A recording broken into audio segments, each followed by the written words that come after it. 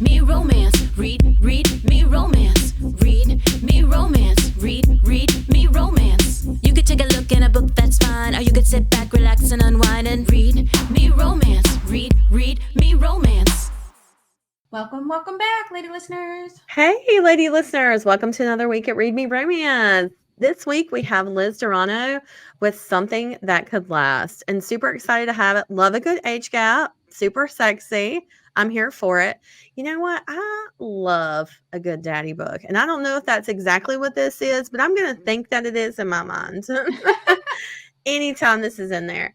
But we'll tell you about Liz and all of her good stuff in a little bit. But I've got a discussion topic that I wanted to bring up today because I had a conversation with some there was like a couple of graphic designers that were there at dinner, and there was a couple of authors that were there too. And I felt like the conversation was pretty polarizing as to who was on what side of the table. So, and it just has to do with like AI in the romance space. So one of the things that we talked about just initially, we were talking about like AI covers.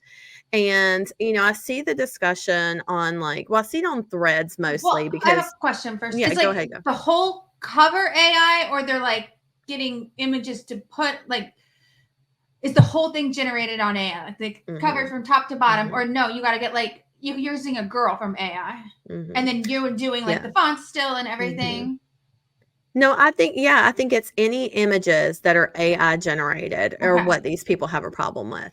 And so and here's the thing is like, I'm trying to look at this from different. I think I know where you might be going in some places. We haven't talked about this. We haven't talked about this ahead of time, but I think I know where you stand on it, but correct me if I'm wrong. So I'll just start off with saying a person who is just starting out as an author may not have the means to do the things that they need to do, to pay who they can to create things, to do things, that kind of stuff. And I understand that you have to be able to use the tools that you have when you're able to, and to be as ethically responsible as you can when sourcing your material. And with that said, I just want to say there are certain images that you cannot get through stock images. It's not going to happen.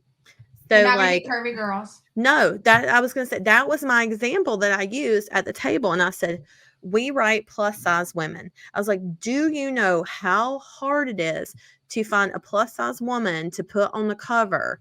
And I said, that is a stock photo. And I said, in the times that we've had to pay for a curvy woman to be on the cover for an actual photo, it is thousands and thousands of dollars to get a curvy model to agree to pose on your cover. And because it's twofold. They're like, I'm taking my modeling career very seriously because I'm on the curvy side. It's a small market for them. They've got to really watch their image. So they're worried like, oh, I don't know if I can be on a romance book. So it's for them too. It's a struggle if they want to do it. Yeah.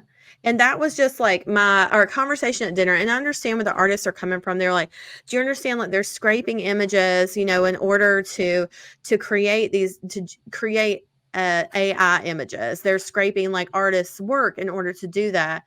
And I'm like, I completely understand. I said, but there's also ways to ethically get these. I said, like, what is it? Photoshop, for example, has an AI feature, and those images are all supposed to be licensed by Photoshop. The ones that are pulled from the images that you can find on Photoshop are all supposed to be licensed. That's what I was, because I know the ones from Shutterstock are, because I'll use them. I've tried it, and it's not even great. AI is not even great on there. You can't. The people's hands are weird. Yeah, you always get like 10 fingers and toes. You have to search through, like you have to click refresh like 5 million times. But I've done a few where it's like, you know how I do the images where it's like a top view and there's like makeup on the table and flowers and stuff like that. But it says on there when you download it, I thought that they were like getting the image from their own stock photos that they own. Yeah, It has a that's what it's. licensing number on it. Yes, that's what if you buy it from a reputable place such as Shutterstock, like, But here's using my it through. question. Yeah. I wonder if they're paying the people's images that they're maybe scraping from Mhm. a See, percentage. well, I don't know, You'd like, have to talk to how. a Photoshop photographer Yeah, to know that. you'd have to, like, I guess, talk to them to do it. And I understand, like, I wouldn't want to, have my work, so I wouldn't want AI to scrape my computer and then pull words from it and create a book. They Like, are. yeah, I know. I wouldn't want to, that's not like, I don't think that using AI in general is going to create more of a problem than already exists. Like, the thing already exists. And I don't want to justify saying, like, oh, I'm using it because it's already here. I'm just saying, if I pay for a program such as Photoshop that tells me that they've licensed all the photos and they have an AI program within the licensed images, why can't I use that? For a curvy woman that I cannot source and locate, and it's not financially responsible to invest thousands of dollars in a cover when that might not be, you might not be able to recoup that cost in the publication of a book, and especially if you're a brand new author starting out, you don't have the financial stability to be able to invest in that right away. And people are like, okay, well, then don't use it, do something else. And it's like, okay, but then you get the complaints of the readers that are like, the people on the cover don't match the book. That would be every book we've ever written, that's what happens because it's so hard to find exactly the characters that you write to put on the cover without investing a ton of money into that cover.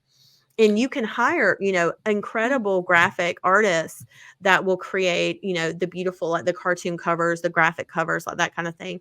And they can generate those. Again, those are expensive, and there's ways to create that through, like, and it's the same way with Canva, But pulling from Canva are supposed to be licensed photos. I But wonder. Sorry, I didn't no, want to no, cut go you off. ahead. No, go So ahead. Go ahead. I wonder how these. I would be. I wonder what they would say if you were like, okay, so, but you can go to, what is it, Viva, Farva, whatever is it called? I don't know. Oh, it's a website, and you can go and have, they sell all kinds of stuff. Yeah. They're like, we'll fix your image for this many dollars. We'll make you this for this or whatever. We'll edit your paper in 10 minutes for this much money. They just do all these services and stuff online. Oh, yeah. Okay. And you can go on there and you can send off an image and ask for them to change it.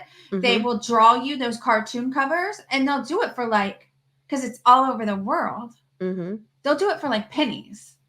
Oh, wow. For like $5. I wonder how they would feel about that, because I feel like they're here and they're like, we're creating here and the space where we can charge more, whatever. How would they feel about that? Is that different?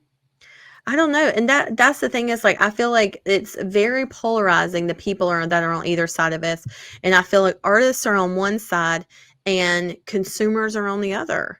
And it's like, it's hard to bridge that gap, because I can see how, as an artist, you wouldn't want your images scraped and to be reused, things you worked hard on. But I 100% agree. And I think maybe I've taken a little bit of a different stance on some things in life, that there's some things you can't fight. They're inevitable. So you either go with it and you change and you move, or you stand there and get left behind. It sucks. Yeah, and we're not stopping it. But so we got to shift. What are we going to do for the AI images, or taking them, or doing better? I mean, like the AI images still really suck. Yeah. To be honest. Well, and that's the thing. It's like, okay, if this is the wave of the future, if AI is for, like, creating content, or, creating books or whatever it is, then how do we do that as ethically as possible? That's what I want to look at. And that was where I came from. And I said, okay, so we've used this on a cover before. We've had to use AI on something. So I'm like, okay, we did this as ethically and responsibly as we could, I don't see how this was, again, I'm paying for programs that are doing this, they're paying out, but now I that just I'm don't really know. thinking about it, I think the most ethical way, like I know we got ours from Shutterstock, but now I'm thinking, okay, are they paying the designers that they're scraping the pictures from? I didn't know that they like script. I don't know how AI completely works. I just I use Photoshop, but I don't. Well, and I was going to say, but the program in Photoshop, that's I've never used that one. So the AI in Photoshop that's what it's supposed to do. It's supposed to scrape from the images that they already have, that they've already licensed. I've never been into their covers. Yeah. But here's my question. What kind of designers were they? Were like cover designers? Just artists in general. I think two of the people there did covers and did like all kinds of like graphic design. So because I feel like you still have to get the graphics. Like I have to find the graphics, I have to find the images, but I still need an artist or be an artist to put it together. You got to put the name there's on still work that comes by. You have to Photoshop it out. Yeah, it's still a ton of work. Yeah. And if you didn't do the covers for us, we would have to source that out and pay someone to do it. But, my biggest argument was, and nobody ever wants to hear this, but there's no ethical consumption under a capitalist society. Like that's a big conversation. And it's not one that we can have in 30 minutes. It's not one we can have in 30 minutes on the podcast. Like that's just not going to happen. But in our society as a whole, if you are a person that lives in, let's say in the United States, you could be all over the world, but let's say in the United States, there is nothing you consume that is ethical. I know, that's why I said, I feel like I've kind of stopped fighting some things. I'm like, you got to get on board. I can stand here and fucking throw my hands up. I mean, when I first heard about it, I was irritated because there are all these books popping up on Amazon that you can get in there, but you can tell, or I can tell when they're AI. I start to read it and I'm like, okay, this is AI. Yeah. But they're popping up, the covers. I mean, it's happening. But you got to remember, scammers are going to scam. Yeah, that's where I kind of left the conversation at, because I was just like, our books are pirated so often that we literally have like a day a week where we just have to go in and report shit because it happens so often. And it's like, there's nothing we can do about it. You don't get the money, and it takes forever to fill out the trademarks and fight them to get them pulled. But it's part of being a writer is having your work pirated. Like, it's a shitty part of it. So and I wish it was not. I'm just like, maybe so. Maybe that's why we're in the boat of like, it's going to happen. Because I feel like it's the, what is it? The price of it is like, comes off the bottom. It doesn't come off the bottom line, but there's always loss. Yeah. There's always going to be a loss in whatever it is. Something. Yeah. Mm-hmm. No matter what business you run. I even asked my accountant once. I was like, "Can we take a loss for Pipe?" And he's like, "No." I was like, "Okay." Well, and especially too, like the people who pirate our books and just put them on Wattpad or put them on AO3. Like they literally just upload them free. To other reader spaces. They put them in like. Somebody once told me, nobody that goes and buys pirated books was going to buy your book. For sure. Absolutely. And that kind of made me feel better. I was like, okay, well, at least they're reading me. Yeah, I know, right? And I'm like, they're probably going to tell somebody else about it. And maybe that person will buy it. Or maybe and I know this sounds terrible. I'm not promoting. Maybe they're in a third world country and it's hard to get books or whatever. There are some countries where our books aren't able to be sold. We run into that a lot. So, it happens. And then, there was another author that was there too that night that said, AI is never going to get like a joke. She used that as an example. She was like, you could tell like AI, like tell me a joke and it would just Google a joke and say it to you, but that doesn't make it funny.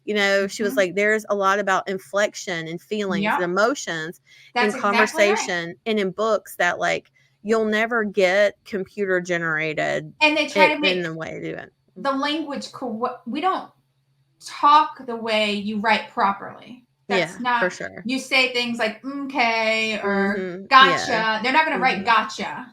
Yeah. Things like that. Mm-hmm. And I guess you could train AI to do anything, but I've never read anything that was AI that was worth a shit. So I don't know.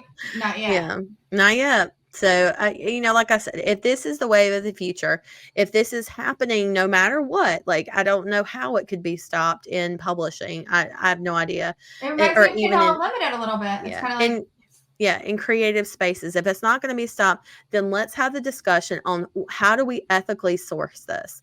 That's what I want to. That's what I would like to lean into. If there's no way to prevent this from happening, then let's figure out how to do it the most ethically way possible. So, and again, especially for authors who are just starting out, or authors who are, putting everything they can into this, and they have to save money where they can. And if there are programs out there that do allow this, that are within their means, then this should be a resource. One of the more interesting things I've thought about AI when I've been on Shutterstock and stuff, I was like, I feel like photographers are actually taking the biggest hit from this. Yes.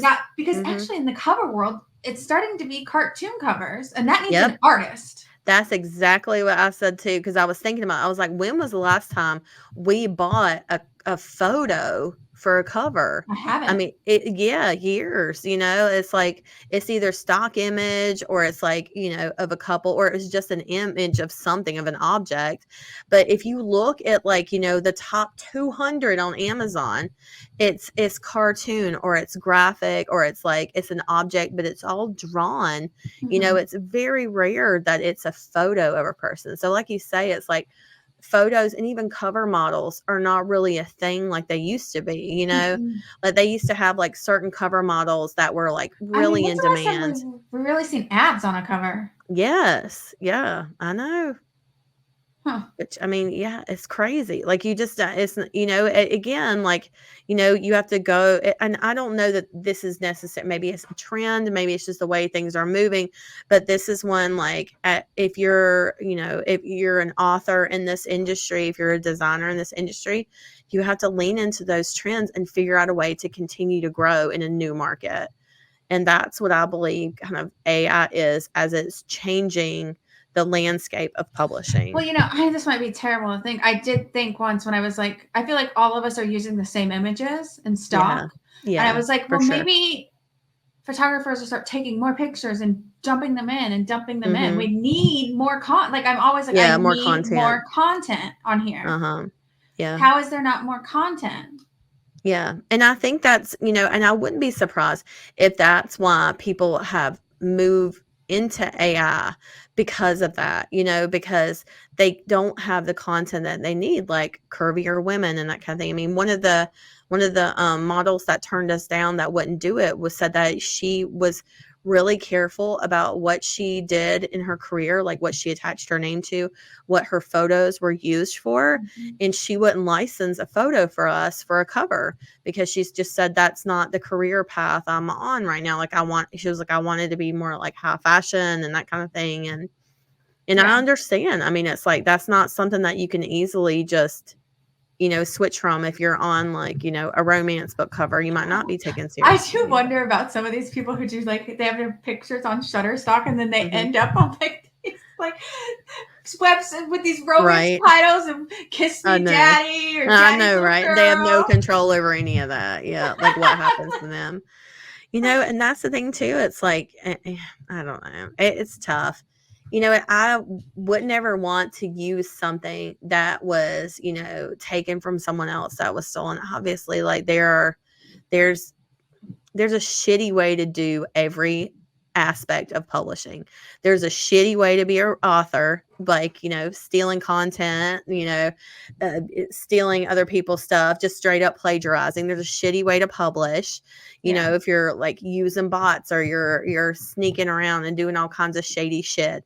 There's shitty ways to do your covers and your graphics and your social media, and you can be an asshole in every aspect of what you do, and that's not okay.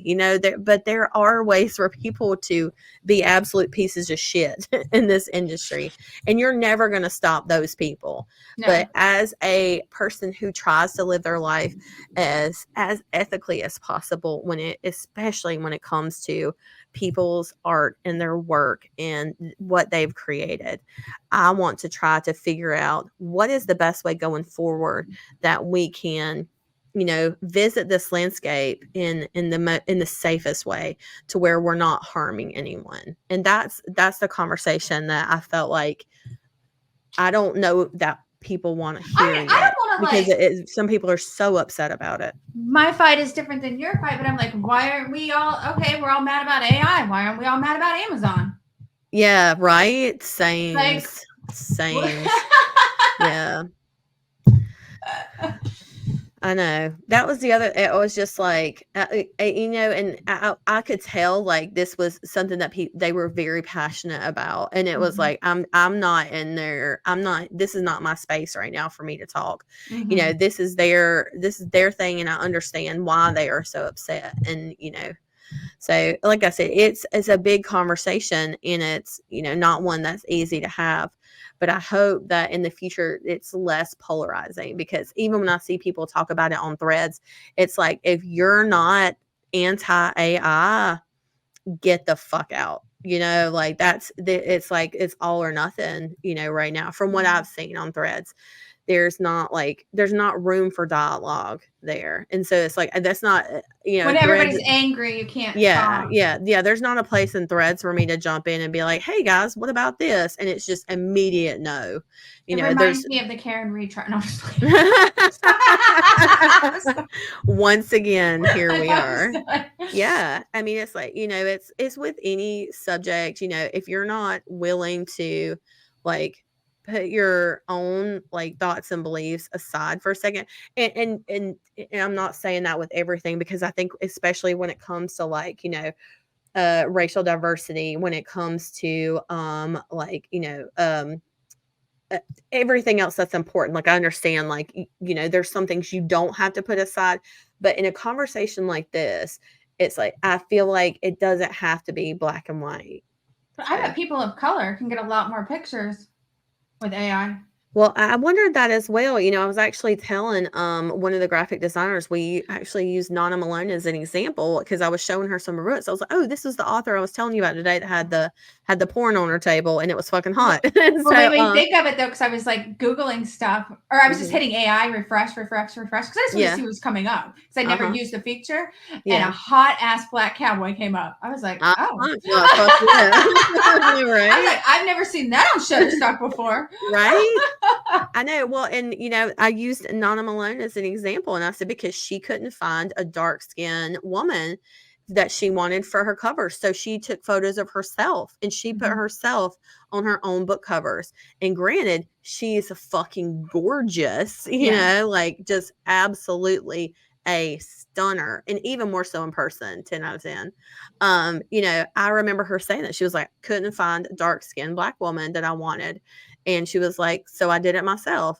And I just like, yeah, like I can absolutely see it. And, and there was another argument on threads the other day about like, somebody released a cover that was really similar to one that was like super popular. And it's like, yeah, they were really similar. And that sucks too, that especially when it's not like, it's not a stock photo. Like it was actually like created by an artist and somebody copied it. And it was very much like it was like, it was like the Wish version of a real cover. So it wasn't great, but it was very much trying to copy it. Yeah. It was like a Toomey version of it. Yeah. So, and I can understand the upset in that, especially when the original cover was created by an artist that designed it and drew it and created the whole thing. And so that is upsetting. So I haven't seen, I haven't seen an AI generated photo that looks as good as, something that was like originally created. So maybe when, maybe if I were in a position where, so an artist worked really hard on my cover and there was an AI generated photo that came out that was very similar, I would be really upset. But I also look at it like, the person that published the AI generator or whatever it was, like the copycat photo, I've just got to think like, when you got called out for it, what was the reasoning? Like what was the reason? So I don't know. These people that do these kind of things, sometimes they're super smart and they just do things to do things. Yeah. They're like, can you do this? How can we do this? Like, those are those people that just go down holes. Yeah. So we actually had somebody on the podcast. It was several years ago, maybe like our first or second year we did it. And this is probably the second year because it was when people started sending us their own covers. So she sent us a cover and I looked at it and I sat on it for like a day. I know who you're going to say. Yeah. Well, I don't want to say because she changed it. Yeah. She changed it. But I sat on it for like a day and I sent it back and I was like, hey, I don't know if you know this, but this is almost. She knew this. Yeah, I don't know. I said it's almost identical to this other one. And so she was like very apologetic. She had changed within 24 hours since a brand new cover that was totally different. And, part of me likes to hope that, like, it was a honest mistake and maybe she didn't, but. No, I think that she did. She did a few series, but she was a very new. And I think. Yeah, she was very new. I don't want to say that, like, her words were not stolen, but I think that maybe she it was a totally different book. It wasn't the same book at all, but it very much had the exact same look as the other cover. Like, it was a copycat. It wasn't even, like, inspired by. It was a copycat of the other cover. So I felt like she was just, I don't know, taking inspiration a little too closely. yeah, too close. And as soon as I mentioned it, she was like, oh yeah, absolutely, no problem, apologetic, changed it, swapped it out, no problem. So I often wonder if that isn't the case. Like, they make one that's so similar because they're trying to get those clicks. Like, I saw the dupe cover 50 million times on Threads because people kept bringing it up. And I'm like, this bitch is getting so much free advertising right now, so it's like, I haven't seen it where an AI is better, but I also haven't seen it where an author, I didn't side eye the author. Like, you knew what you were doing when you made that, like, you knew exactly what you were doing. And they could have created that with an artist. They could have created that with a graphic designer. They could have created an AI. It doesn't matter. It still looks like a copycat of the cover, I will say, when you're talking about this, I'm like, God, I'm so glad I don't do social media anymore. Like, I don't have Threads. Yeah. Yeah. And when I do get on social media, it's very on and off. On my personal stuff, I don't follow. I won't even click people's book stuff on TikTok. I'm like, I don't click anything book related. Yeah. Sometimes it's good to stay out of it. So sometimes it gets very draining. Sometimes, and I know there's something important. One of my author friends will tell me. Yeah, exactly. I think it's big enough. I'll just start texting you, like, did you see this or that? You're like, no. Or you'll say, yeah, every author I know is texting me right now. But that's the thing. So, it's one of those things I wanted to bring up because I know as readers, and most of the people who listen to this podcast are romance readers, obviously. I don't think we get a ton of authors listening to this podcast. Maybe we do. But I think it's something I wanted to share because I think in reader spaces, it doesn't register with them as much. And I don't either. It's not something they pay attention to or something they're aware of. And maybe it's something they just don't give a shit about. I don't know, for whatever reason, maybe they're not aware of these things. So I wanted to talk about it just because not only do I feel like it's been a big discussion topic between authors and graphic designers and artists right now, but because I feel like eventually it will go to reader spaces. So tell us your thoughts, guys. You can email us at readmeromance@gmail.com. I'm super curious. And especially some of you, I'm sure some of you out there are computer people. You guys know what's going on with all Somebody of this. is probably cussing me up one side and down the other right now just for bringing the subject up. So, which I 100% admit I'm ignorant on, for sure. Absolutely. Yeah. I mean, it's like, I've only done like the research I can on what I know. So I would love to know more on this topic if somebody's willing to share their time and educate us on it. We'll listen unangrily. Yeah. And honestly, that's what I think I tried to do the other night at dinner, and I did learn a lot about the process just from listening to what they think about AI. And they're like, well, my images I've saved on my computer can be scraped. And it's like, oh shit, that's scary. Do they know where those scraped images are going and then people are pulling them from? I don't know. I mean, I think it's just like that's what I want to know. Does somebody know within the workings of that? If we're buying them from Shutterstock and these places, are they scraping from their own stuff, or where are people getting the ones that aren't? It would depend on what AI program you're using. Okay, so there's programs just for it out of other. See, I don't even know. Yes, yeah. So there are different programs that will do AI for you. Oh, so like I see what you're saying. So if you use some of those, yeah, they'll just scrape anything. I feel like I would have to get the AI device, yes, download whatever it is, yeah, program or whatever. Yes, or So like so it's like an app. It's like any kind of app on your phone. Like you could download an AI app, for instance, and they would scrape just the internet. It doesn't matter if it was licensed images or not. That sounds illegal. Yes, it does. Well, it's not necessarily illegal because there's no way to control what they use because they're not necessarily carbon copying a licensed image back to you. Yeah, so they're taking pieces of everybody's work. Talking about it, and we can't control it. Maybe we can all find a reputable place. Yes, that's what, and that was what my discussion was at dinner. I was like, well, there's places like Photoshop. And there's places like the Shutterstock that have AI programs within them where the images have all been ethically sourced. So they say, I mean, I can only trust the business that I'm paying. So, they say that their images are ethically sourced, Shutterstock and stock image. So, or Shutterstock and Photoshop. So their AI programs only scrape from the photos that they have licensed. That is the difference. And so that's supposed to be a more ethical way to source your AI photos. I would need to know more. I probably don't want to go this deep. I need to know more about, like, I don't know how Shutterstock works. If they get paid for every time somebody downloads one of their pictures, and if there's just a percentage they're cutting from scraping, and I bet there's not. Maybe, I don't know. That would be a really interesting conversation to have, like how that works. Yeah. So, if you're listening and you know some of these inner workings, I'd love to know more about it because I feel like this is a very hot button subject with authors and designers and in the romance industry. I'm sure every industry as a whole, but in the romance industry is the only one I know right now. So that's the one that affects me that I'm paying attention to. What about, isn't Amazon doing it with audiobooks?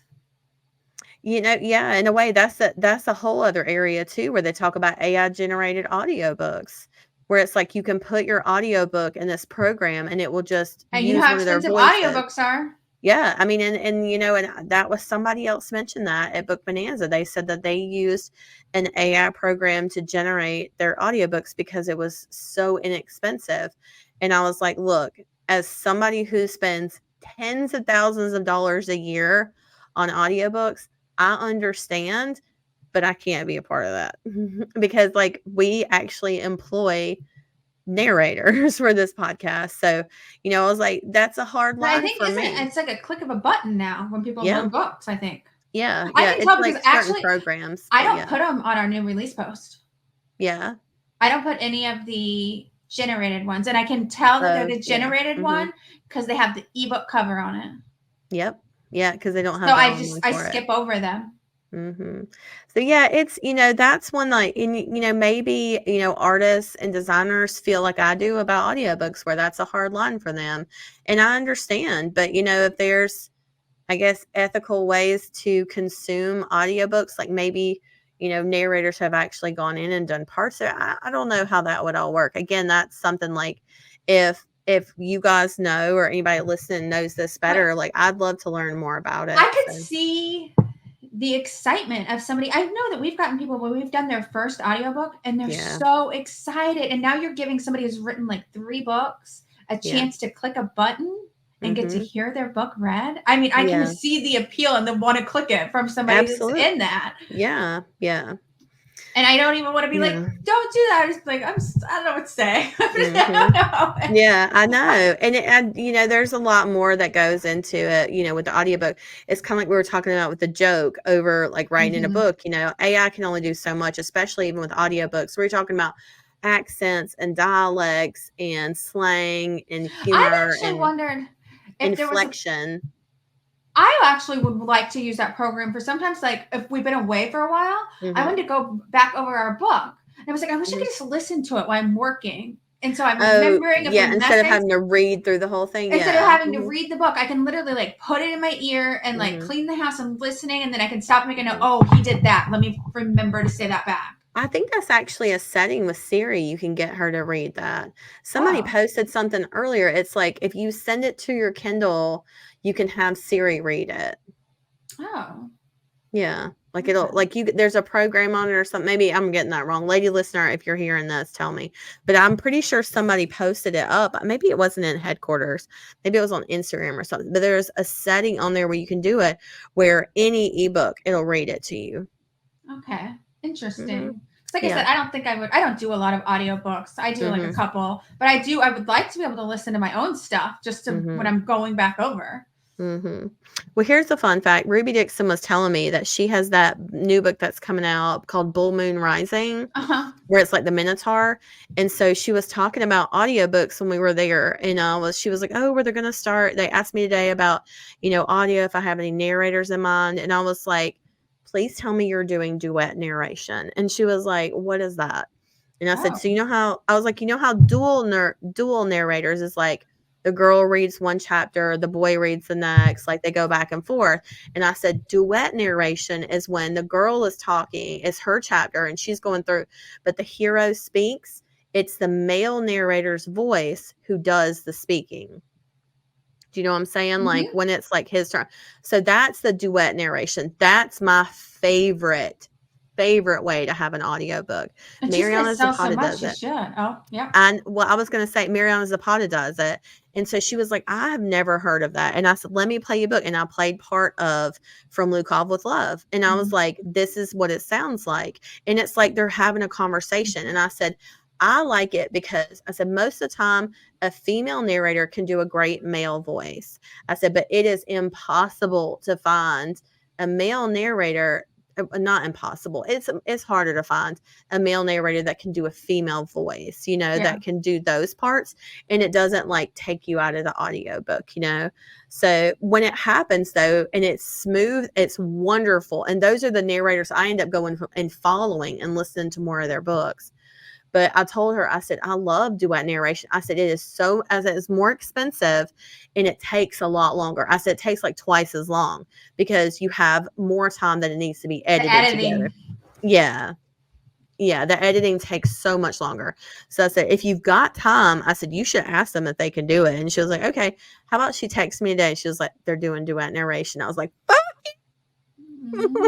she was like, because she said, I don't really listen to a ton of audiobooks. She's like, I maybe like, I don't know if she's like 1 or 2 a year or something. I was like, listen, I listen to 100 audiobooks a year, at least.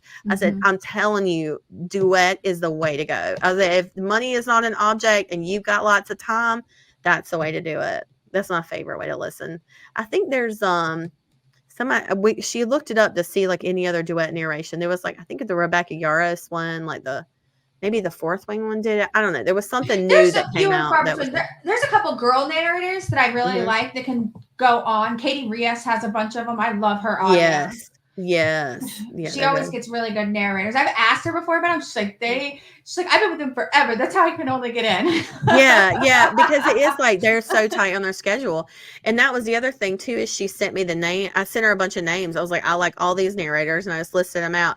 And she was like, well, they got the girl. She's like, but the guy I really wanted couldn't do it. Like he was busy.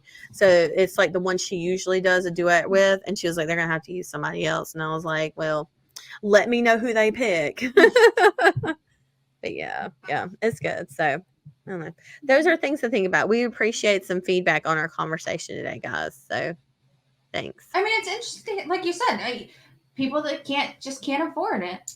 Yeah, I know. How about people that are blind?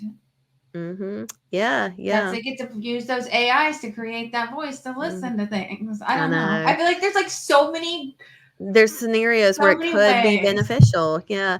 I remember saying that like after COVID, I was like, I feel like COVID forced us into making more space for people with disabilities.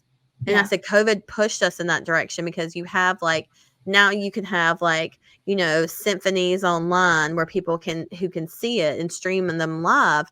Whereas before, people who were in wheelchairs or homebound or those kind of things maybe couldn't have gone to those things as readily. And now they're able to see those things from home. You've got contactless grocery deliveries everywhere now. There were 0 places in my town that did that before COVID. And now you have like the food delivery and stuff, where in my small town, that was not a thing before. I mean, I know a lot of places have always had like DoorDash and stuff. We never had that pre-COVID. So like, as much as like AI can really fuck shit up, like I'm hoping that once we learn how to use it responsibly, that maybe there will be more benefits to it. So, yeah. And I also think the more this happens and more people are against it too, that more programs are going to come out to start trying to stop it. People building those and making those and protecting your images somehow. Yeah. And then that'll become an internet war. Yeah. Well, I mean, and maybe there will be better ways for us to secure our documents that we write, because we were talking about that earlier today with Google Docs, so that Google Docs is scanning your stuff for inappropriate content now. And it's like, an author said that they had their Google account shut down because of that. And I'm like, what? So who knows what this is going to open up for stuff like that. Because I actually wonder if some of these things start off with good intentions. Like the Google Doc thing, I think had to do with essay crap. Yeah, I'm sure. Yeah. And people passing crap around that this shouldn't be, that's disgusting. Yeah. And so Google goes and makes a program, an AI program that's probably scanning over docs. Just like where it's Amazon, like raises flags for stuff. Amazon has bots that goes through and sees if things are too dirty, pulls them. Yeah, for sure. I mean, so that's where it kind of starts and then it grows. I know. And then you get people who abuse it. So yeah. So we'll see where this goes. But again, we'd appreciate some feedback if you got it, guys. So, somebody's screaming out at me going, that's not how it works, Melissa. That's not how it works, Melissa. You bunch of dumb bitches. My simple brain thought it would work, okay? Yep. You stupid bitches. That's exactly what it is. readmeromance@gmail.com. You can just send me a direct email and scream at me if you want. We'll do it. But let's also talk about Liz Durano. She's probably like rolling over, like, are you guys kidding me? My episode is the one you talked about this bullshit on. Well, people get really, actually, when people get mad, we get your shit. You get a ton of listens from this, okay? And you can just come out and be like, I was not a part of that. I was not a part of that conversation. Now, they never told me they were going to discuss this. Yeah, we'll go ahead and say that. Just blanket statement. She had no idea. You'd be like, I sent them a very stern email. Yeah, you can. Yeah, go ahead. You can say that too, Liz. You can just yell at us too. readmeromance@gmail.com. So Liz has brought us a book this week called Something That Could Last. Liz Durano grew up studying journalism in college, only to discover she preferred writing fiction over news and ad copy, a fact that probably should have given her a hint back in middle school when she was almost suspended for writing a not suitable for work romance serial passed around during homeroom. Liz, you dirty slut. In her books, Liz explores themes of love, acceptance, and the beauty of human connection with just the right amount of steam. She lives in Southern California with her family, a Cocker Spaniel mix named Annie Oakley, and way too many books. Oh, I love that. So good. That's sweet. Annie Oakley. The book you're about to listen today is called Something That Could Last. Coming to Hermosa Beach was meant to be my escape, a breather after the storm of my divorce. I was here to relish the Memorial Day festivities, not to trip down memory lane. But then I saw him, the boy I once babysat, except he wasn't a boy anymore. And those looks he gave me, they hinted at the promise of something more. Sure, there's an age gap between us, but with chemistry this electric, does it even matter? Ooh, she is a dirty girl. This isn't a daddy one at all. This is like younger. Wait, woman. This is younger boy. Older woman. Yeah. For some reason, I had it flipped in my head when I read it the first time, and I was like, oh, when I read it earlier today, I was like, oh, this is nice and different. I like that. So, and there is like, we got asked that question one time for like recommendations for like older woman, younger man. And there was like, I remember there's a ton of people that responded to it that they're like, oh yeah, read this and this and this, and this. Like people love this stuff. So I'm excited to listen to it. Something That Could Last is a novella that is linked to a different kind of love series featuring the Drexel family and their friends, Harlow and Dax, who are mentioned in Something That Could Last. They appear in Everything She Ever Wanted, a steamy and emotional reverse age gap romance set off the grid in Taos, New Mexico. Harlow is 40 and Dax is 27. My goodness. Everything She Ever Wanted is on sale right now for 99 cents from all major retailers for a limited time. She said, I'd love for your listeners to meet Dax, Harlow, and the rest of the gang in the series. So if you like what you're listening to today, make sure you go check out Everything She Ever Wanted. Liz Durano is currently part of the Love Beach Collection, a multi-author romance collection set in the fictional beach town of Love Beach, and her contribution is called Summer with My Navy SEAL. It releases on July 11th. It's got a curvy heroine, enemies to lovers, forced proximity romance, and she's so excited to introduce Willie, short for Wilhelmina, and Brogan to the world. Like, everything she said on that is 10 out of 10. Good. A Navy SEAL, curvy heroine, enemies to lovers, forced proximity. I was like, just shoot it into my veins, Liz. Shoot it straight in there, okay? You can find Liz on social media at her website, lizdurano.com, and sign up for her newsletter there. You can also get her on Facebook and Liz Durano Books. Instagram, her handle is at Liz Durano. And she's also got BookBub. But we'll put all those links down below in the show notes so you can find everything from her. So, yeah, I think that's it. Oh, we forgot to mention the book boxes. We've talked too long. Oh, my God. That's right, because we talked so long in the beginning. Oh, my God, guys. Guys, there should be book boxes up. Go look. Oh, my God. We have book boxes up. Go check them out. We'll talk more about them next week. We'll talk about it next week. Okay. Tell them what to do. Wait, do we have to send them in? No, we got to send them in. Oh, my God. This is Something That Could Last by Liz Durano. Read for you by Stephanie K. Chapter 1. Arden. Are you having fun yet? My friend Harlow James asks, her voice brimming with excitement as I gaze at the beach in front of me, the volleyball courts already claimed by people playing in two-person teams, and the surf crashing against the shore. Are you kidding me? I've been pinching myself since Eric gave me the keys to the place before they left town. Eric Maestrom is Harlow's friend, a fellow doctor who lives right on the Strand, a 20-mile bike path from Will Rogers State Beach in the north to Redondo Beach in the south. While I'm staying at the connected studio apartment with its patio overlooking the beach, I've got full use of the house if I want, including its amazing kitchen, private theater, and a patio overlooking the Strand. Eric assured me you've got everything you need and the neighbors know you're staying there, Harlow says. She and I used to be neighbors when we lived in New York before she moved to Taos, New Mexico after her divorce. I set my coffee on the patio table and sit down.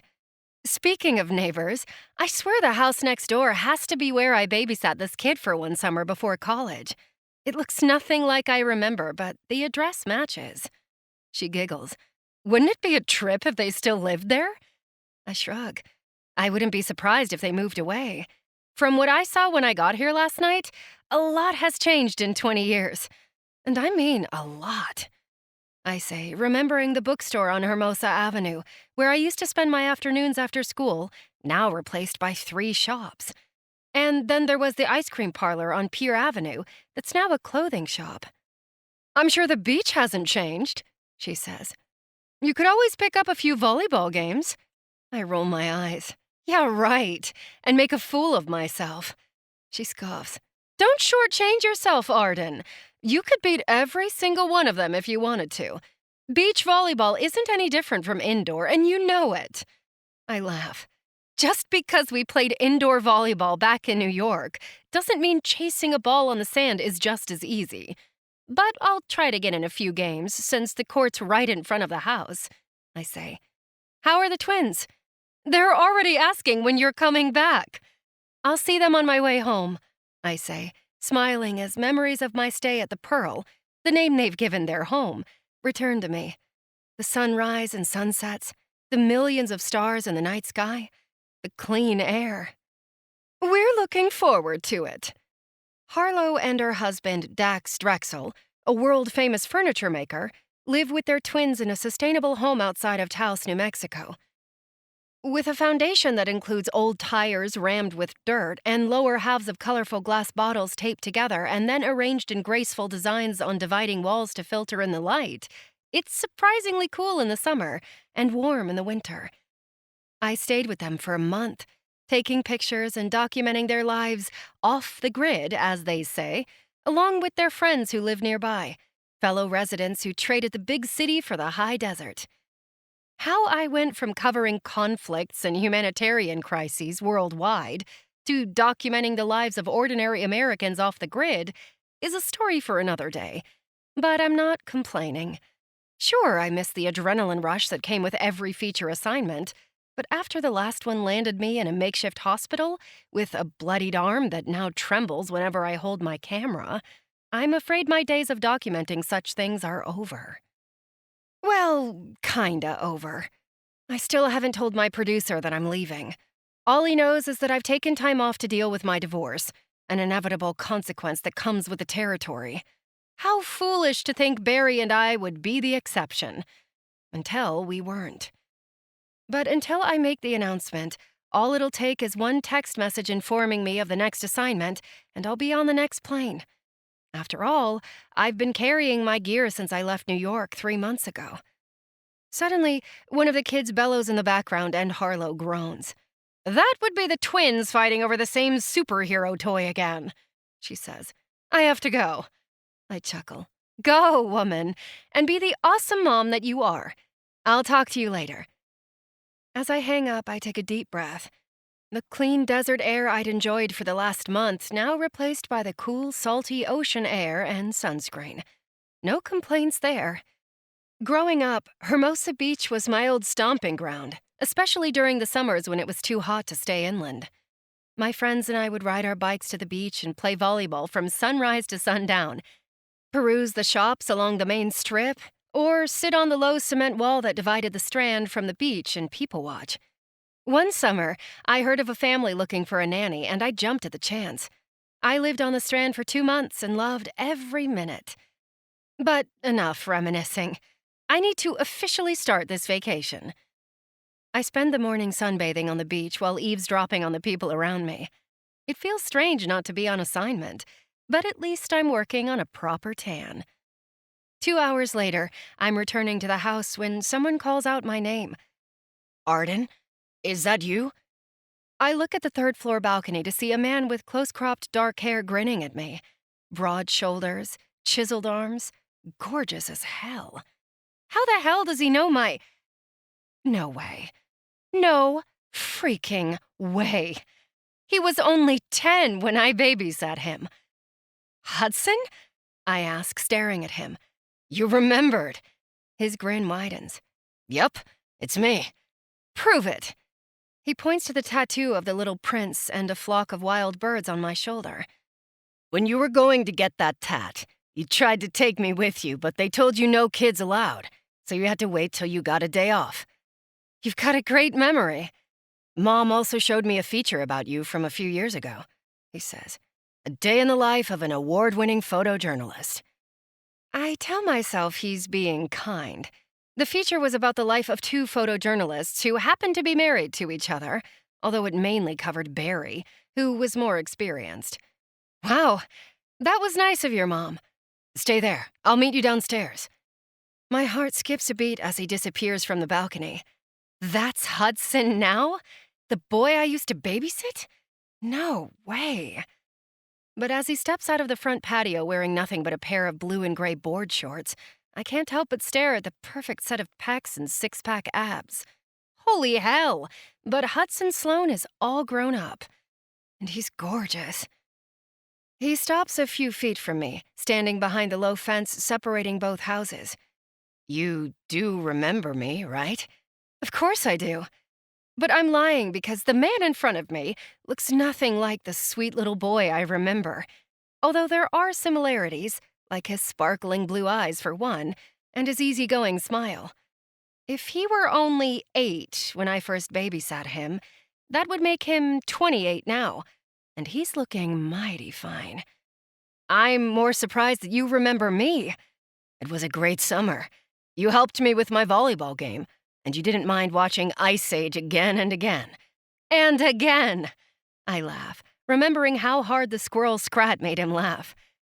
How are your parents? Hudson's parents were classical musicians who performed almost every night that summer. After I left for college, they kept in touch for 2 years, letting me know how Hudson was doing.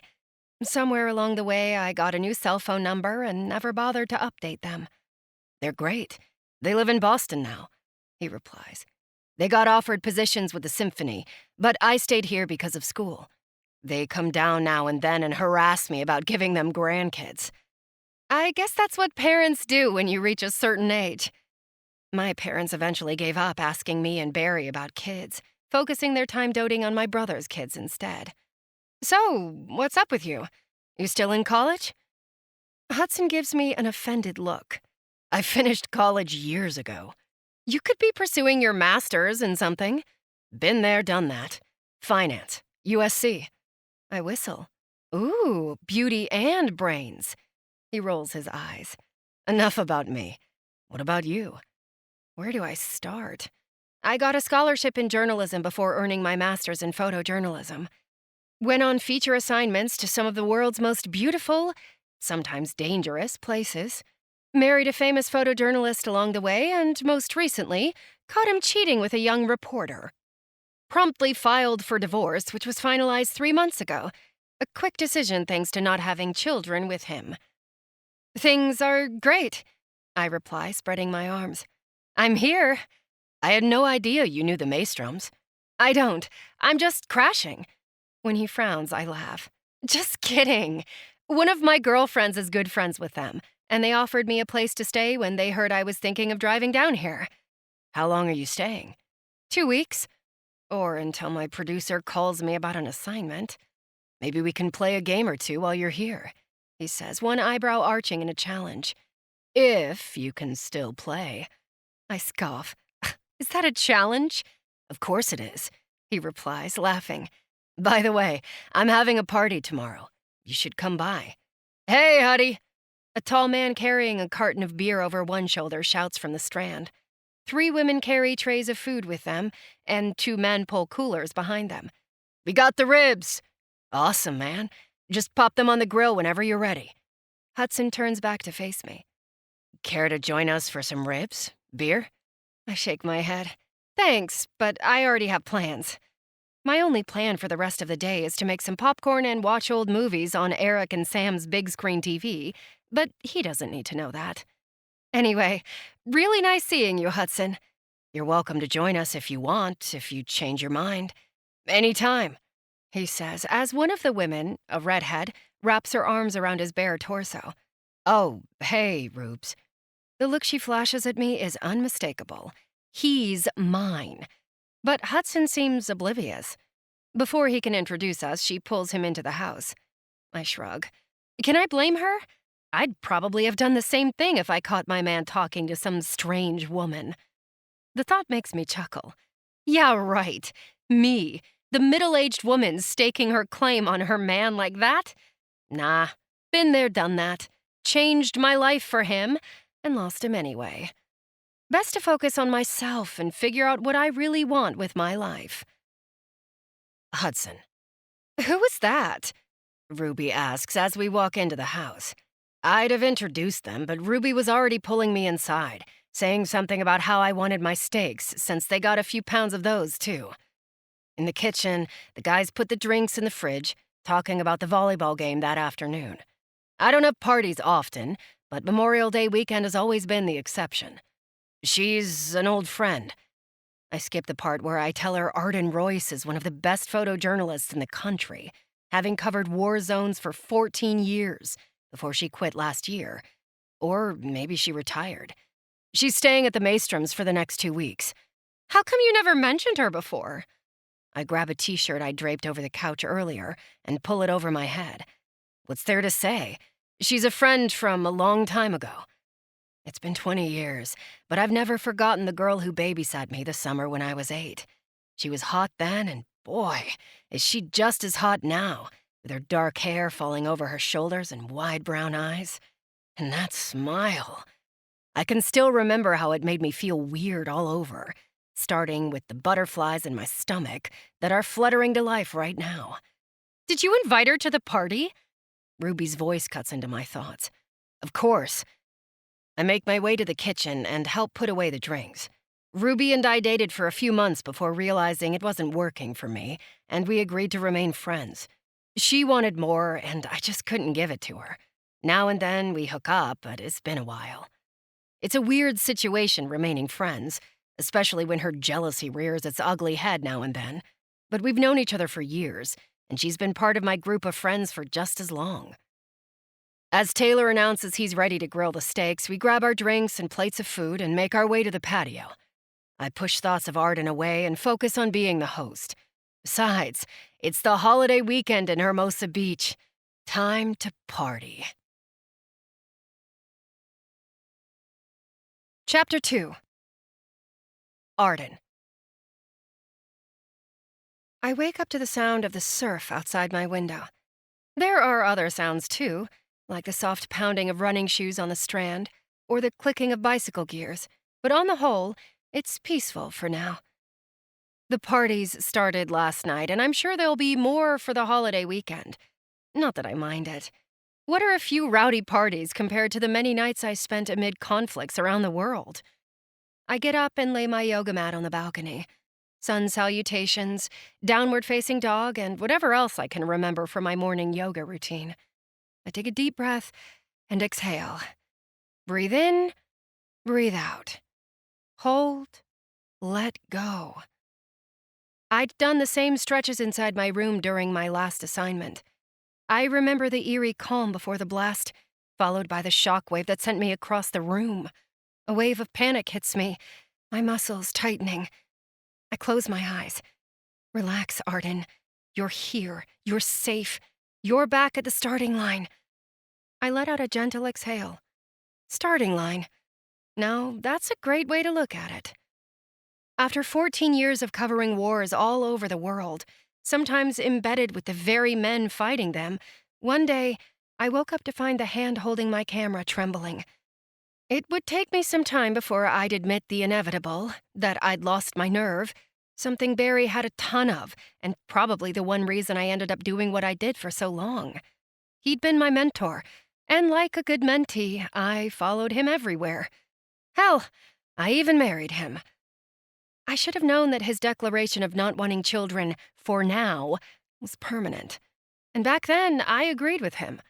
I told myself I had no time for children. I was too busy disappearing into the stories I photographed to know what I truly wanted. Until the day I did. At 39, I realized I want kids after all. People can change their minds, right? Too bad I wasn't the only one who had the same idea. Barry had been cheating on me for 4 straight years, and I had no clue. All those assignments that weren't really assignments but time spent with her, and their child together. That hurt the most. Well, that and believing for so long that my own needs weren't as important as his. But no more. From this moment on, I'm putting my own needs first. With my final stretches done, I change into a t-shirt and a pair of running shorts, lather on the sunscreen, and tie my hair in a ponytail. Time to see what else has changed on the strand. I spot Hudson standing by the door leading to his patio when I step out of the house. He looks like he just got up, his thick dark hair sticking up in all directions. As he yawns, I chuckle, my suspicions confirmed. Good morning, Hudson. Hungover? He brings his thumb and index finger an inch apart. Just a little bit.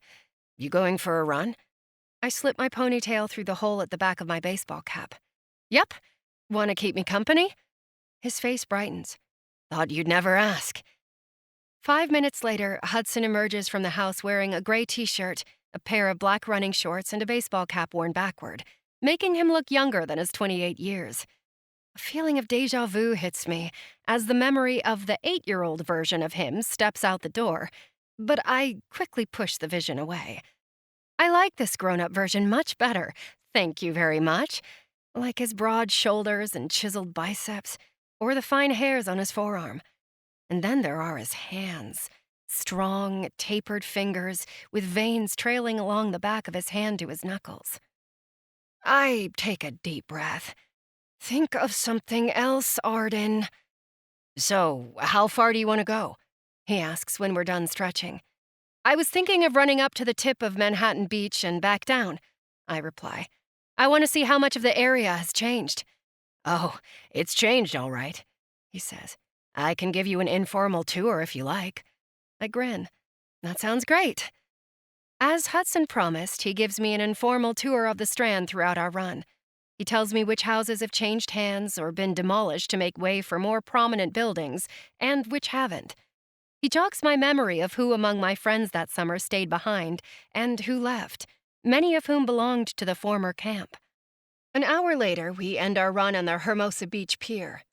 It feels good to feel the ocean breeze against my face and smell the salt in the air. Enjoying the view with a gorgeous young man beside me feels even better. I just hope I don't get used to this feeling too much. Hudson, want to grab some coffee? Only if it's someplace that used to be here back in the day, she says as we stand on the corner of Pier and Hermosa Avenue. A block away, Fiesta Hermosa is in full swing, with arts and craft booths lined up along the street, a beer garden, and a Ferris wheel. Will Java Man do? She stares at me. No way. It's still around? It's only the oldest coffee house around here. And they're still in that 1920s bungalow? Yep. At Java Man, we find a recently vacated table toward the back. As Arden sits down, I head to the counter and order 2 large cups of coffee and 2 breakfast burritos. After that run, I'm starving and in dire need of coffee. The guys and I had partied until 2 a.m. last night, and while going for a run hadn't been in my plans today, no way was I refusing an opportunity to spend time with Arden. We spend the next hour talking about everything but herself, and I suspect that's how she likes it. The less attention on her, the better. And I wonder if it has to do with her job as a photojournalist. I remember she mentioned something about disappearing in that magazine article, so she could focus on her subjects. Only she's not working right now. I'd rather learn more about you, she says as I take a bite of my chorizo burrito. The last time I saw you was almost 20 years ago. That's a long time. There's not much to me other than what you see in front of you. Oh, please. I know you got your master's in finance, she begins, pausing to sip her coffee. But what do you really do? I'm a financial analyst for an investment firm in DTLA. Do you like it? I do, I reply. I even get to travel sometimes, and that's fun. What do you like to do when you're not working? You're looking at it, I reply as she narrows her eyes unamused. All right, I like to play volleyball, of course. I mean, it's right outside my door. But I also like getting away from all this and ride. Her brow furrows. Ride? As in bicycle? I scoff. Try a Triumph Bonneville T120. Really? Her eyes brighten. I never would have expected that of you. Why not? I'll even take you on a ride if you don't believe me. She grins. Just say when. From the corner of my eye, I see the side door open and my friends walk in. So much for some private time. Hey, Huddy, everyone's out on the court already. They're wondering what happened to you, Taylor says as the group heads to the counter to place their orders. He turns to Arden and introduces himself. Guess my buddy here is keeping secrets. I'm Taylor. Arden. Nice to meet you, Taylor. As Taylor eyes her approvingly, I want to punch his lights out. No secrets, man. She's an old friend. Arden turns to face me. Sorry to bail on you, but I have to run some errands. Thanks for breakfast, Hudson. And the tour. As she walks away, the rest of our friends join us with their orders. They're loud and excited to resume partying for the rest of the weekend. But all I can think of is Arden, and how lucky I am that our paths have crossed again.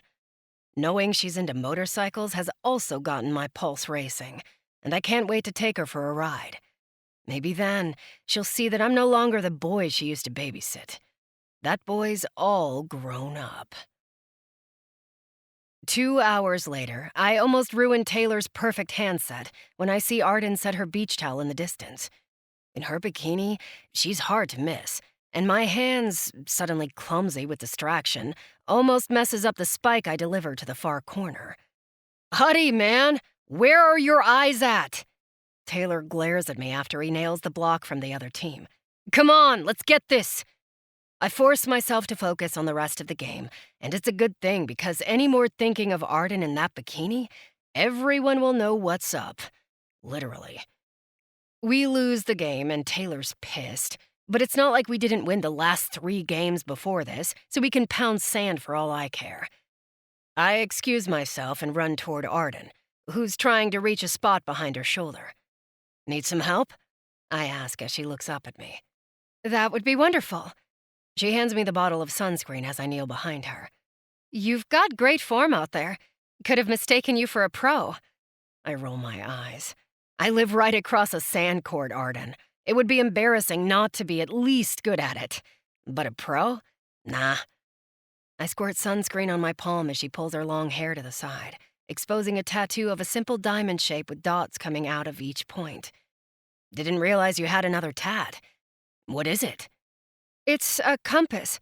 I got it while covering a story about the oldest tattoo artist in the Philippines. She came up with the design." "It's beautiful." "In the beginning, I thought it represented all my travels, but after a while, I realized it meant something else entirely." "Like what?"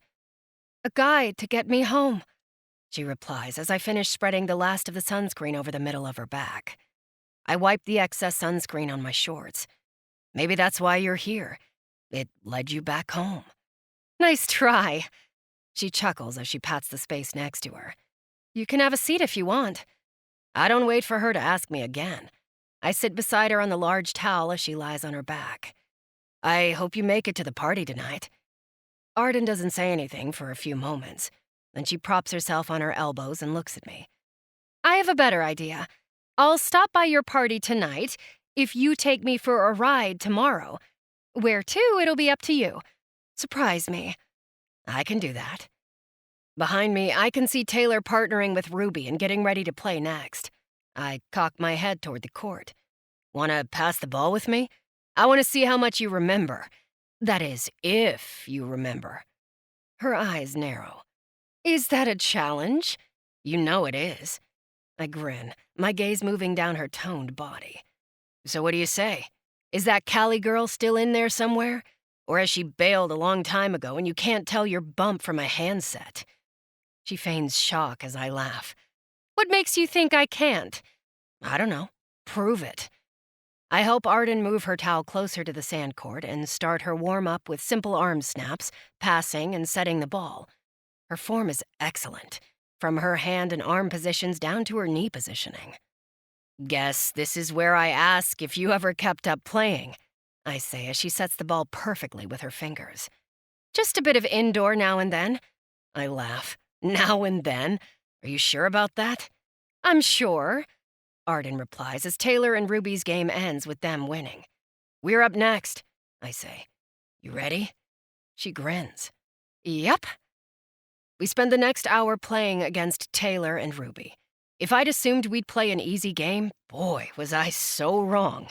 That thought went out the window and Ruby directed a spike at Arden's face.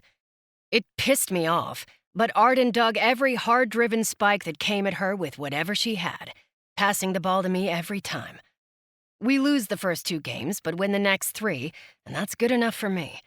While I dominated the net, Arden's fast enough to reach every ball that drifts into the back court.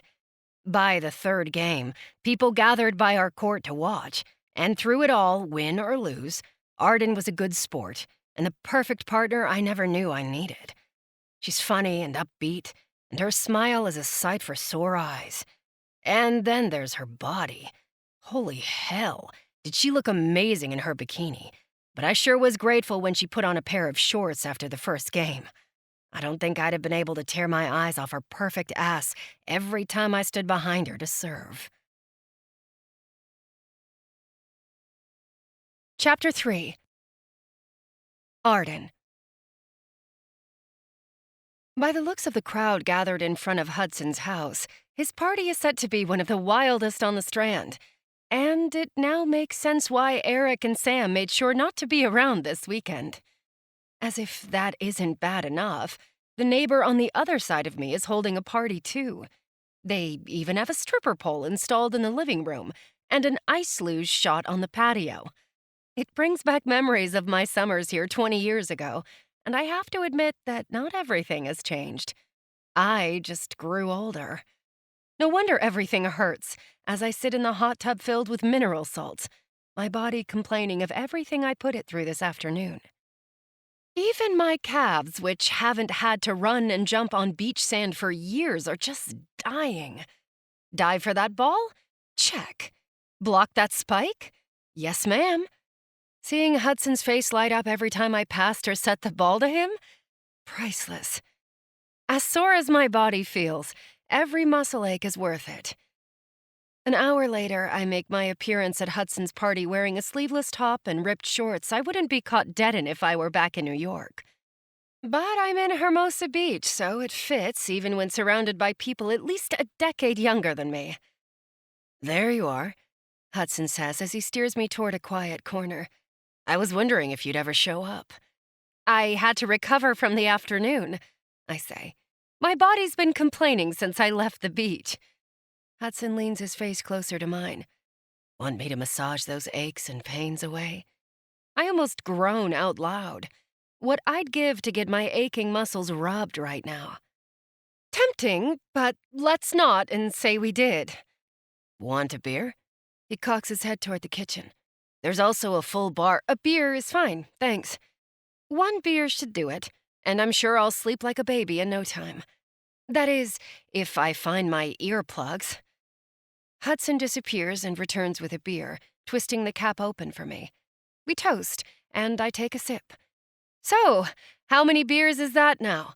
I ask, pointing my chin toward the bottle he's holding. He makes a face. Don't tell anyone, but it's still my first. I don't want to be hungover for tomorrow's ride. I look at him, surprised. So, we're still doing it? You backing out already? I scoff. Hell no. I'm holding you up to it. Good girl. The sudden clenching of my stomach catches me by surprise. Oh, hell no. He didn't just say what I heard him say. And no way did my body react. Like, really react. I take a long sip of my beer, trying not to panic. I think I'm in trouble. What are you two doing here all by yourselves? Join the party! Taylor's voice booms from behind Hudson, and we're suddenly pulled to join everyone else, including Ruby, whose reaction to me seems to have cooled.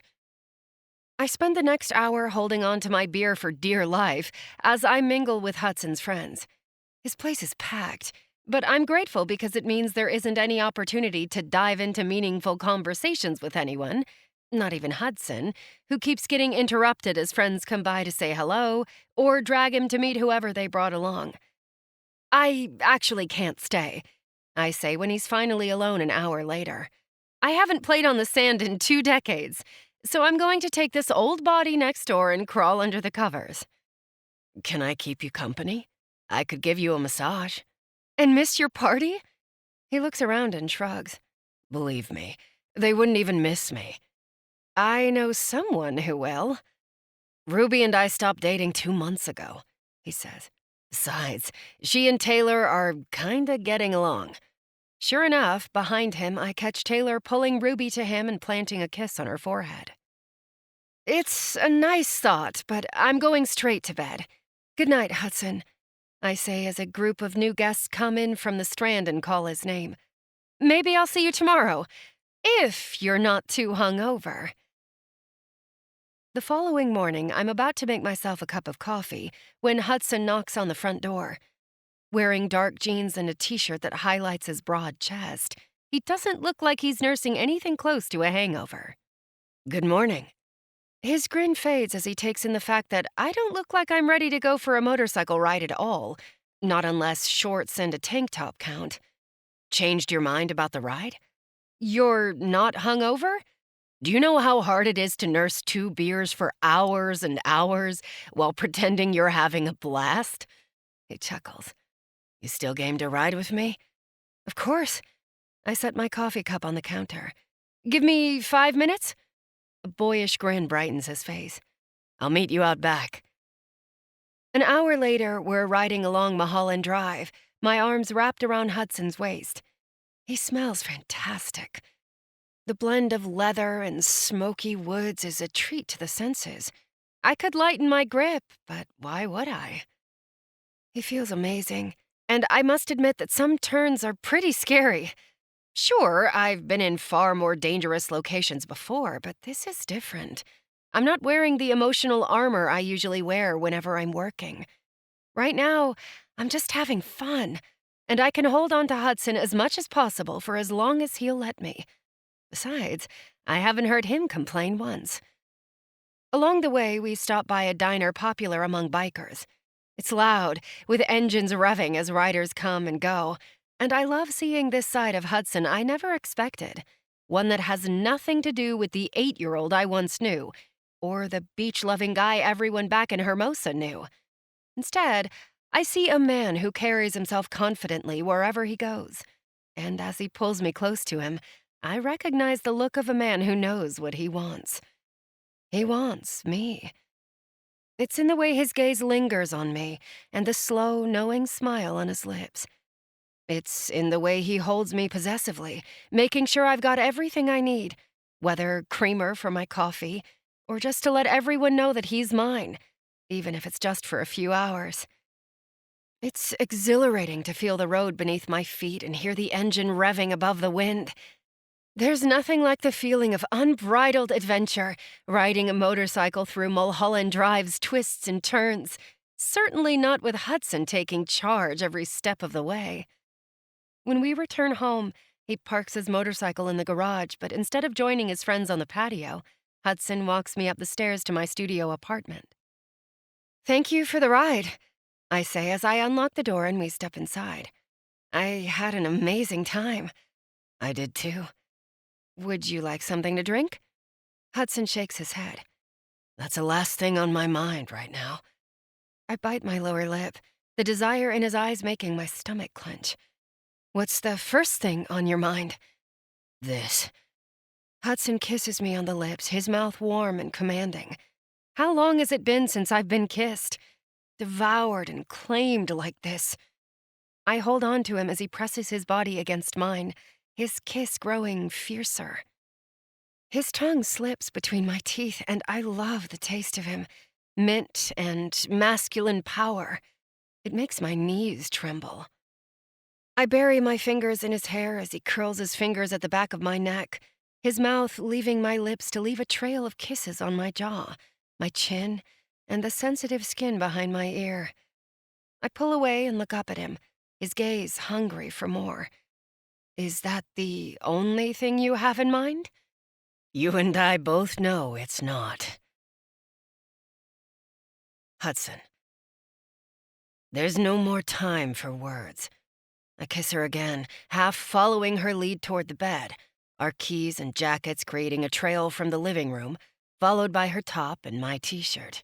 Shoes and boots drop to the floor as we giggle, our mouths still crushed together. Our bodies tumble onto her bed in a tangle of arms and legs, tongues lashing, tasting, claiming. Ardent taste of heaven, the scent of the wind still caught in her hair. She's my past and my future all rolled into one perfect present. How often can a man meet the woman who left such an indelible mark in his 8-year-old soul, disappear and then reappear like a favorite dream, only she's not a dream. This time she's real. She's here. And she's with me. The time for formalities is over. I want her, and she wants me just as much, her fingers raking through my hair as my mouth leaves her lips to taste the skin of her neck. Her palms are hot against my back, her fingernails raking across my skin. She tilts her head back as I run my tongue along her neck, shoulder, and collarbone. My hand cups her breast, my tongue tracing the cup of her lace bra. "Hudson," she whispers, her breathing hard as I slide my hand along her belly, my fingers finding the buttons of her jeans. "You're perfection," I murmur against her warm skin, my breathing hard. I unbutton her jeans and slide them down her hips. She feels perfect in my arms. It's as if she's always belonged there. "On your back." She pushes me onto the bed, making short work of my belt buckle, pushing my jeans down my hips until they're completely off, followed by my boxer briefs. When she takes my cock in her hand, I close my eyes, not wanting to blow my load just yet. But how long I can hold it, I don't know. Not when the sight of Arden looking up at me as she wraps her hands around my shaft hits me like nothing I've ever felt before. And when she presses her lips on the head of my cock, all I can do is groan, my fingers weaving through her hair. "You drive me crazy," I murmur as she stops licking my shaft and gives me a wicked smile. "Why, thank you." I gasp when she takes me in her mouth. Pleasure punches through my balls as she alternates between licking my cock and taking me in her mouth, deeper each time. But as amazing as it feels, I can't last if she keeps on. "Arden," she lifts her head to look at me. "Do you have protection?" "They're in my jeans." I try to sit up, but she gets up from the bed and retrieves it for me. My heart is thundering inside my chest, threatening to burst as she returns, handing me my wallet. "Lie down." She lies on the bed and watches me roll the condom over my cock. "I want you, Hudson," she whispers as I position myself between her legs. Next time, there will be more time to taste her on my tongue. But not tonight. Tonight, I want to make her mine. I take my time, rubbing my swollen cock against her opening before pushing in, losing myself in the sensations that take over. Her body against mine, her arms holding me tight, her fingernails digging into my back. Arden feels so good wrapped around my cock, her core squeezing me as I move inside her, inch by pleasurable inch, her body accommodating me. I kiss her on the lips, her cheek, her neck. I suck the skin between her neck and shoulder blade, her nipple, and her lower lip. I'm lost in the sound of her moans and the sound of my name leaving her lips. And when I slip my hand between us to rub her clit as I thrust into her again and again, I know being lost in her is only the beginning. She gasps and cries out my name, the walls of her pussy pulsing around me as she comes. "Come for me." I weave my fingers with hers, pinning her hands to the bed as her fevered voice fills my ears. My name, her release. Every inch of me, hers to keep. My release comes like a tidal wave, taking everything in its path. My pride, my dignity, my innocence. I'm hers. All hers. Chapter 4. Arden. How can the week pass me by so fast? But somehow it does, and my producer's text too soon informs me of a feature assignment with my name on it. Time frame? I text back, his response arriving within seconds. "Maybe 2 weeks, but I can't promise. Could be longer." Closing my eyes, memories of the last job battering through my mental defenses. Didn't I tell myself I wasn't going to do this again? At least no more going to conflict areas. Instead, I'd told myself it was time to do something different, like documenting life off the grid. Or if I stay here like Hudson's been asking me to, relax and enjoy life on the beach for a while. But as tempting as that last thought can be, I can't pretend that what Hudson and I have will last forever. Surely my life can't be filled with days spent at the beach playing volleyball with new friends and nights cooking dinner with Hudson after he comes home from work, followed by hours of making slow, sweet love. It's all we've done since the holiday weekend, and life couldn't be more perfect. But it doesn't change the fact that this is a fling. When summer is over, I still have to live my life. Penny for your thoughts? Hudson's voice is thick with sleep. He should be getting ready to head to work, but he's taken the day off, knowing our time together is running out. Based on current inflation rates, it costs about $2.50 per thought, I say as I roll onto my back to face him. You're short by a lot. Will you trade each thought with this instead? He kisses me on the lips, a tender kiss that makes the butterflies in my belly come alive. I chuckle. I have to admit, it's not a bad trade. He nips my lower lip. No, not at all. He pulls away and studies my face. You look like you've got a big decision to make. I glance at my phone, realizing my producer's message is still on the screen. Is it that obvious?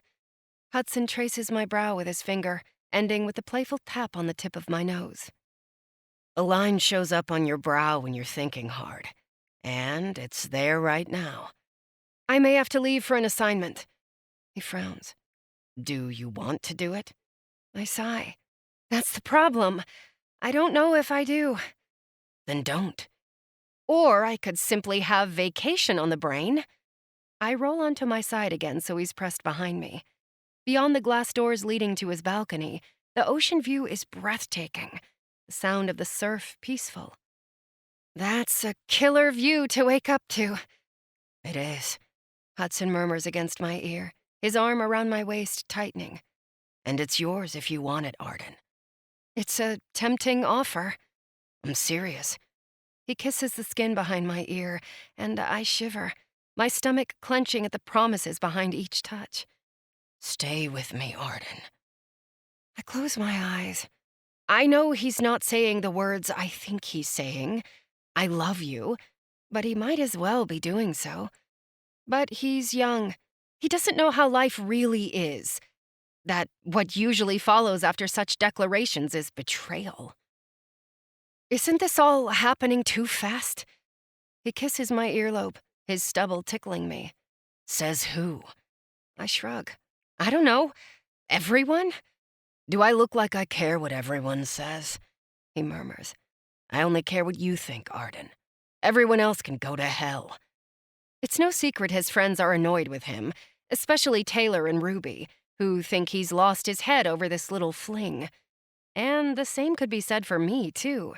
Hudson is all I can think of, and when he heads to work in DTLA, I find myself wearing his favorite shirts just to keep his scent near. I've even lost count of the many selfies we've taken. On the beach, in bed, on the couch. Everywhere I can think of, as if to document that once upon a time, this happened. I met a boy, and I was crazy for him, and he for me. And maybe that's why returning to work might be what I need to get back to myself. But then, when did I ever lose myself when I've never felt so right about Hudson, albeit a bit guilty for feeling as good as I do? Is it because I've never felt this happy before? In Hudson's arms, I feel like the woman I forgot. The one who laughed more. The one who never had to wall herself to get the right story. The one who wasn't afraid to love more, or allow herself to be loved right back. But even if he's never said the words, what does a kid like Hudson know about love? His life has been all about growing up on the beach and partying with his friends. Or has it? Or am I simply finding an excuse to stop feeling as giddy as I do right now, as Hudson dips his head lower, his lips capturing mine, his tongue sliding between my teeth to taste me, his hands stroking my body, slowly memorizing every inch of me? And when he slides ever lower down my body, settling his face between my thighs as he plants a warm kiss on my mons before his tongue strokes my slit, before capturing my clit between his lips and sucking on it, am I simply looking for a way out of my feelings? That fluttering, clenching, tightening feeling in my chest and my belly, the same one that leaves me weak in the knees when I catch him watching me.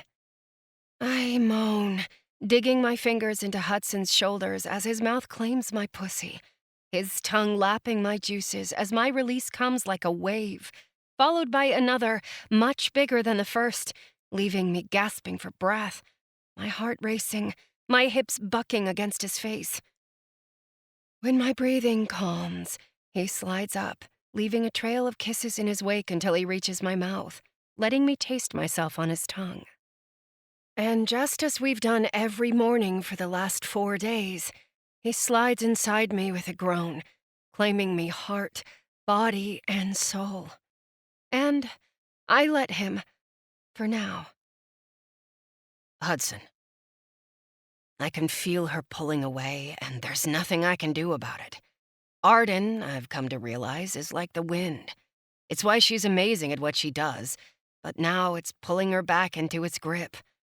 Nothing I can offer her can match the world outside the one she left behind 20 years ago, the same one she's in right now. The adventure, the danger, the recognition that places her as one of the world's best photojournalists of our time, even though she's taken herself away from it for a few months. Nothing, not even life on the beach, can hold a candle to all that. Not even me. For the next 2 days, Arden stays mainly at the Maelstroms. Whenever I stop by after work, she's either making calls or packing. It's interesting to see her armor come up every time she talks about work, even if she can't tell me too much. What little she tells me is enough for me to know that, with every passing minute, she's drifting away from me. From us. There's also excitement in her eyes, a sparkle that leaves me with a knot in my stomach every time I leave her to live my own life. "It's not the end of the world, Hudson," she says. "I'll be back. You promise?" We're in her bed, and tomorrow she flies out. I weave my fingers with hers, never imagining this moment would come, when it feels as if my world is crumbling down. I don't know if that's how love is supposed to feel, but it brings back the last night she spent at our house that summer 20 years ago. I was only 8, but I knew then that I'd never forget her. There's only one problem. 20 years later, the feeling's the same, if not worse, because this time, I believe I've fallen in love. Sure, it's rushed, but how else can I explain a feeling I've never felt before? "I promise," Arden whispers as she traces my jaw with her fingers. "I'll be back before you know it." I push back a lock of hair that falls on her cheek. "I thought you weren't sure if you still wanted to do it." She takes a deep breath and sighs. "I guess this trip is about making sure, but it doesn't change the fact that I've got a job to do. I mean, I never really officially retired. Maybe it's time you finally do the things you've always wanted to do." She smiles. "And what are those things, exactly?" "Everything you ever dreamed of." I breathe her in, needing to stamp the scent of her hair, her skin in my brain. Ride into the sunset with me and live happily ever after. Have my babies. Her eyes widen, and for a moment, I wonder if I've said something wrong. Was it too soon? But does it matter whether it is or not? I might as well get it out of my system. "That sounds like a fairy tale," she says, a soft smile on her lips. "Do those things really happen?" "With us, it just might," I murmur. "But only if we're willing to take the chance." She doesn't say anything for a few moments. "They say you can never go back home again, but I guess they were wrong. I was able to do just that, thanks to you." "You know where to find me, Arden." She kisses me on the lips before snuggling against my chest and yawning. "That I do." As I pull her to me, the sound of the surf outside offers no relief. All I can think about is the moment she steps outside my world in the morning when a service car whisks her to the airport. And with everything that awaits her outside my world, why would she ever want to come back? Chapter 5. 4 weeks later. Arden. He's hard to miss as he towers above everyone in the baggage claim area, his face brightening when he sees me. I'm exhausted. My hair barely held together with a ponytail, my face bare of makeup. I probably stink because I've been traveling for 3 days straight, squeezing into overcrowded buses headed for the airport, only to learn the original flight was canceled. But all that is forgotten when I'm in Hudson's arms and my heart is whole, complete. It's silly to think this way, but I can't help it. I'm in love. It took a trip halfway across the world to accept it, but I've only had so much practice erecting those walls around my heart to be a competent photojournalist. Only, I'm not just a photojournalist right now. I'm a woman capable of feeling love, while knowing I'd have to set the emotion aside if I had to do my job. And I did. I had to. It made me realize what I really wanted after the job was done. And as Hudson scoops me in his arms, his mouth covering mine in a very public, I don't give a fuck what anyone says display of affection, his arms squeezing me against him, it's all I need to know that I am loved, too. Guess there's a big difference when you've got the whole package. "Hey, stranger," I say when he finally pulls away, allowing me to catch my breath. "Hey, stranger yourself." Hudson plants another kiss on my lips. "You ready to head home?" I love the way he says the word. Home. Hell yeah, I am. I pull my phone from my back pocket and switch on the camera. "This one's for Harlow. She wanted to make sure I got back safely." I snap a selfie of both of us before texting it to Harlow with the words, "Gonna catch up later. We'll be busy for a few hours," before putting my phone away again. To say Hudson and I will be busy is an understatement. We have a lot of catching up to do, starting with a long shower to wash all the travel off me. That and the life I used to know. My producer wasn't happy, but there was nothing he could do. I was moving on, and after 14 years, even he had to admit I deserved it. This time, I get to live on my terms, with nothing on the agenda but to be happy. That's what Hudson wants for me, and our daily text exchanges while I was away said the same thing. "I want you to be happy," he texted me one night. "Preferably with me." "I like the sound of that," I texted back. Hudson: "Really?" Arden: "The 'with you' part is a huge selling point." Hudson: "Say it again." And I did, this time with a phone call using my international minutes. "Yes, Hudson, I want to be happy with you." The silence that followed made me wonder if I should have texted the words instead. "I love you, Arden." As I held my breath, there was no mistaking the words, even on a static-filled phone line. Right or wrong, he was all I wanted. "I love you too, Hudson." I could almost see his smile as he said, "Now get your ass home to me." And here I am. "What are you smiling about?" Hudson asks as he hoists my luggage onto the cart. "You waited for me." He pulls me to him, planting a kiss on my forehead. "Of course.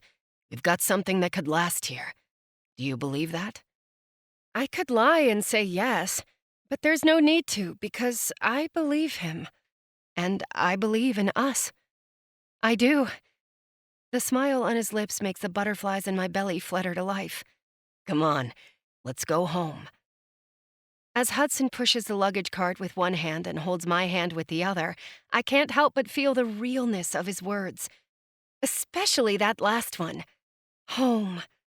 Because it's true. I am home. We head straight home, where I immediately step into the shower to wash off hours of travel from my body. Hudson joins me minutes later, massaging the back of my neck and shoulders. With the warm water warming my skin, it's the perfect treat after a long flight.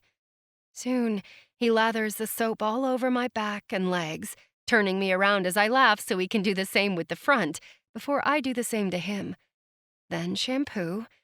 The feel of his fingers rubbing against my scalp is pure heaven. "You're going to spoil me. I'm going to expect this after every trip now." I murmur, chuckling as he slides his arms around my waist and nuzzles the side of my neck. You don't have to fly anywhere.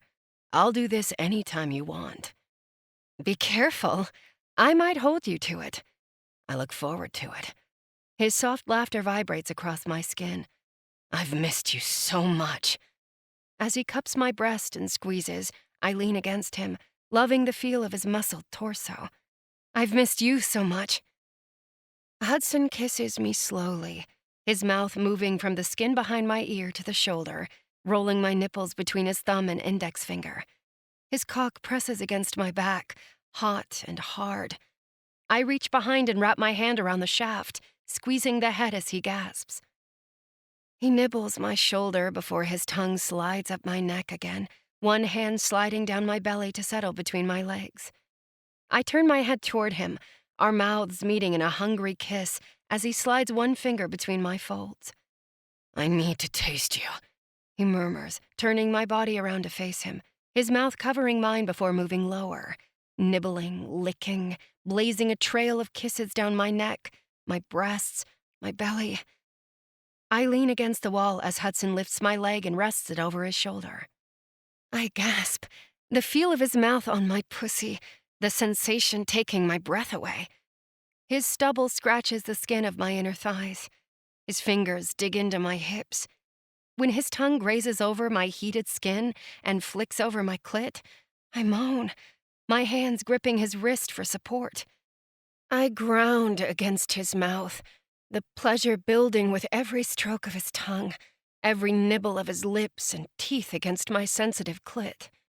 I want you, Hudson, right here, I whisper as he stands and crushes his mouth down on mine, and I taste myself on his tongue. Hold on to me. He lifts my legs, my knees wrapping around his hips, my arms clinging to his neck as he presses me against the wall. You're so beautiful, Arden. So fucking beautiful. Perfect. The head of his cock presses against my opening, lingering there as he continues to kiss me, our tongues teasing, tangling, tasting. He nudges his cock slowly inside me as I grip him with my hips, urging him to go deeper. He feels an ache no one else can ever fill, the way he pulls away to watch me, the need in his eyes matching my own. He kisses me again as his entire length and thickness thrust inside me. I cry against his mouth, the feel of him no words can describe. Time stands still when I'm with Hudson. The only thing that matters at this moment is us as one, connecting. So primal, yet magical. That feeling of knowing you found that one person in the world meant just for you. My release comes, shattering me into splinters only he can put back together with a smile, a look, a kiss. And when he comes, my name on his lips takes me even higher, knowing he's mine. All mine. This has been Something That Could Last by Liz Durano. Read for you by Stephanie K. Welcome back. Welcome back, lady listeners. Thank you so much to Liz Durano for putting up with us this week and all of our conversation before and the Hot Mess Express. So we appreciate you being with us. Seriously, thank you so much for bringing us Something That Could Last. And like I said before, check out a different kind of love series featuring more from the family. If you want more, even more from that, check out Everything She Ever Wanted. It's on sale for 99 cents. You can get started in this entire series. And then also check out her new release on July 11th. It's part of the Love Beach collection. She's got Summer with a Navy SEAL. That's the one that's got the curvy heroine, enemies, lovers, and forced proximity. And we'll put everything down in the show notes, so it's super clickable. And oh yeah, that one small thing we forgot to mention, book boxes are love. I'll put the link in the show notes. We'll put it down there. If you're subscribed to the newsletter, you already know. So They're like, we left. We're like, we know. There's not too long. They're already sold out. They're like, shut up. All right, now tell them what to do. Oh wait, hold on. Up next week after Liz. Shit. Yeah, I'm excited. I know. We have Amani J. There's one more. So Amani J with Owned by My Dad's Best Friend, which I love. I'm so excited. Amani's awesome. This is her second time on the podcast with us. I love her box. I know. After her, we have, I think it's a 5-week break home. 1, 2, 3. It's a 4-week break. We take a month off after Amani, and then we don't come back until Mel's birthday. It's like, well, actually, it's like August 13th. We come back with Evie Mitchell. So we're going to be gone for a hot minute. So, all right. I think that's everything, though. Now tell them what to do. Now tell them what to do. Fuck your day up. Make say your bitch. Don't be a dick. Later, guys. Bye. Read me romance. Read me romance. Read me romance.